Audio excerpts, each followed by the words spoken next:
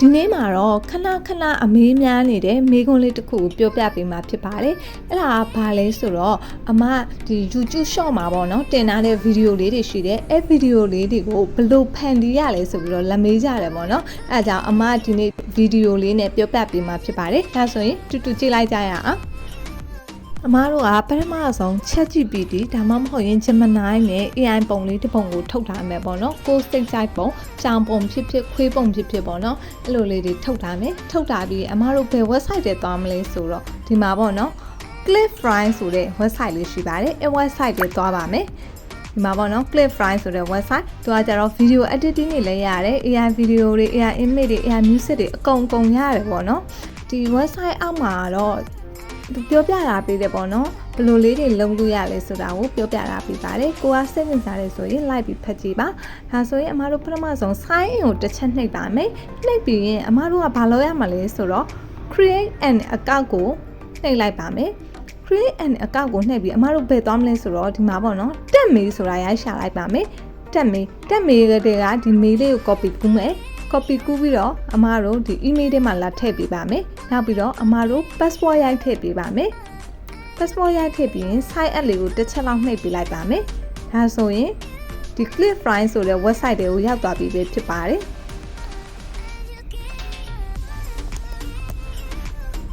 မှာပေါ့နော် website တွေကိုရောက်သွားပြီဒီ website တွေမှာဆိုရင်လေသူ့မှာအစုံရှိတယ်ဒီမှာ AI video တွေပဲဖန်တီးမလား image တွေပဲလုပ်မလား image တွေကိုလည်း generate ထုတ်လို့ရတယ်ပေါ့နော်ဒီမှာဆိုရင် image to video ပဲထုတ်မလားဒါမှမဟုတ်ရင် AI clothing တွေကိုပဲ AI နဲ့အစားထိုးပြီးတော့လုပ်မလားပေါ့နော်အစုံပြုတ်လုပ်လို့ရပါတယ်ဒီ website တွေကိုတစ်ချက်လောက်ဝင်ကြည့်ပြီးပေါ့ကိုယ်စိတ်ကြိုက်ပေါ့နော်ကိုယ်စိတ်ကြိုက်ထုတ်လို့ရတယ်ပထမဆုံးဗီဒီယိုတစ်ချက်နှိပ်လိုက်ပေါ့နော်ဗီဒီယိုနှိပ်လိုက်တဲ့အခါမှာအမားတို့မှာဒီမှာပေါ့ image to video ဆိုတာလေးပေါ်လာပါတယ် image to video ပေါ့နော်ကိုက image ကနေ video ထုတ်ချင်နေဆိုရင် image to video စာသားတွေကနေ video ထုတ်ချင်နေဆိုရင် text to video နောက်မဟုတ်ရင် element combination ဒီ element combination ကဒီမှာ element 3ခုရှိတယ်ဆိုရင်အဲ့3ခုလုံး combine လုပ်ပြီးတော့သူက video လေးတစ်ပုဒ်ထုတ်ပေးတာပေါ့နော်အဲ့လိုမျိုးလေးဖန်တီးလို့ရတယ်အဲ့ကြောင့်အရန်မိုက်တယ်ပေါ့နော်ဒီ websiteသူ့မှာကြတော့ဒီမှာပေါ့နော်သူ့မှာ professional standard ရဲ့ professional ရဲ့ရှိတယ်ဒီမှာ frame လေးတွေလည်းရွေးလို့ရတယ်ကိုကြိုက်နှစ်သက်ရ frame တွေကိုလည်းကိုကရွေးချယ်လို့ရတယ်ပေါ့နော်အခုတော့အမားတို့ကဘယ်သွားမလဲဆိုတော့ image to video ကိုပဲသွားပါမယ် image to video ကိုသွားပြီးရင်အမဘယ်လာရွေးမလဲဆိုတော့ဒီမှာဆိုလဲလေသူက model တွေအများကြီးရှိတယ်ကိုကြိုက်နှစ်သက်တဲ့ model ကိုရွေးလို့ရတယ်ဒါပေမဲ့သူက credit သုံးတာလေးတော့နည်းနည်းကွာတယ်ပေါ့နော်ကိုမှ credit ကအမားတို့မှာတစ်ချက်ကြည့်ရင်15ပဲရှိတယ် credit 15ပဲရှိတဲ့အတွက်ဒီ credit 15လောက်ပဲသုံးလို့ရမှာပေါ့နော်အဲ့ထက်တော့ပိုသုံးလို့မရအောင်ဒီမှာဆိုရင်အမပုံတစ်ပုံရွေးနေတာပေါ့နော်ပုံတစ်ပုံကိုအပ်လုံးတင်မယ်ဒီပုံလေးကိုပဲရွေးလိုက်မယ်ရွေးပြီးတော့အမအပ်လုံးတင်လိုက်ပါတယ်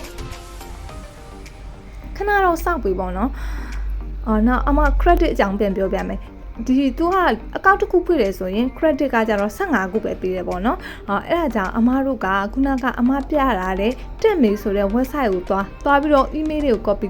ကူးပြီးတော့အမြဲတမ်းအကောင့်တစ်ဖွင့်လို့ရတယ်ပေါ့နော်အကောင့်တစ်တစ်ခါဖွင့်ရင်15 credit ရပဲပေါ့နော်ဒါပေမဲ့သူ့မှာတစ်ခုရှိတာကတစ်နေ့ကို9ကထက်ပို့ပြီးတော့ email ဟို create account လုပ်လို့မရအောင်လုပ်တယ်ဆိုရင် तू ကဟို basic ဖြစ်နေတယ်လို့ပြောတယ်ပေါ့နော်အဲ့ဒါအများဆုံးကိုဗီဒီယိုဖန်တီးချင်တယ်ဆိုရင်တော့တစ်နေ့ကို4ပုတ်လောက်ပဲဖန်တီးပေါ့နော်အဲ့ဆိုရင်အဆင်ပြေပါတယ်မှာပေါ့နော်ပုံလေးကလည်းရသွားပြီဆိုတော့အမဒီမှာ confirm တစ်ချိန်နှိပ်လိုက်ပါတယ်ခုနကကျတော့ credit အကြောင်းပြောပြပေးတာပေါ့နော်ကိုတစ်နေ့မှာဒီ4ပုံလောက်ပေါ့နော်4ပုံ5စက္ကန့်နဲ့4ပုံလောက်ထုတ်လို့ရတယ်အဲ့တော့တော်တော်မိုက်ပါတယ်နောက်ပြီးကိုကဗီဒီယိုလေးတွေကိုပြန်ပေါင်းပြီးတော့ပေါ့နော်ဒီ social media ပေါ်မှာတင်လို့ရပါတယ်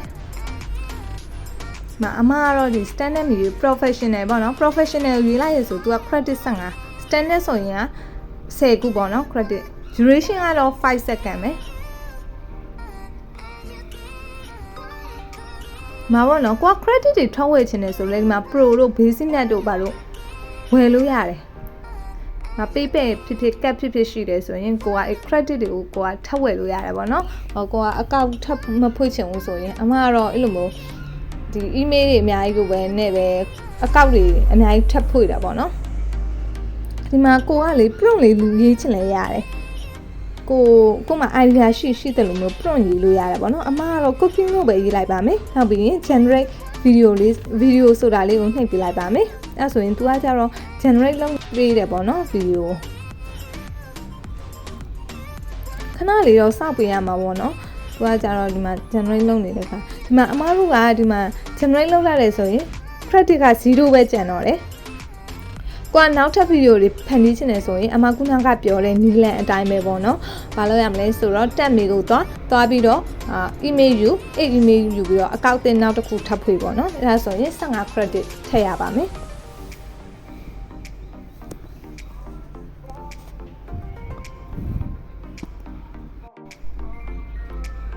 ဒီမှာ तू က generate လုပ်ပြီးပေါ့နော်ဒီမှာ generate လုပ်ပြီးဆိုရင်အမားတို့ video လေးကိုခဏလောက်ကြည့်ပါမယ်ခဏလောက်ရမ်းကြည့်မယ်ဆိုတော့ဒါဆိုရင်အရင်မိုက်တယ်ပေါ့နော်ကြောင်လေးဟင်းချက်နေတဲ့ပုံစံလေးရပါပြီသူက duration ကတော့5 second ပဲပေါ့နော်အမားတို့နောက်ပြီးတော့ဒါလေးတစ်ခေါက်ပြန်ကြည့်မယ်အရင်မိုက်တယ်နော်ဒါပြီး download ဆွဲလိုက်ပါမယ် download တစ်ချက်နှိပ်ပြီးလိုက်ပြီးအမားတို့ဒီ video လေးကြည့်ပါမယ်ဒါလေးဆိုအရင်မိုက်တယ်ပေါ့နော်။ကြောင်လေးနှင်းချက်နေတဲ့ပုံလေးရပါပြီ။အဲဒါဆိုရင်ဒီဗီဒီယိုလေးကအကျိုးရှိတယ်ဆိုရင်အမရဲ့ channel ကို like and subscribe လုပ်ပေးဖို့မမေ့ပါနဲ့နော်။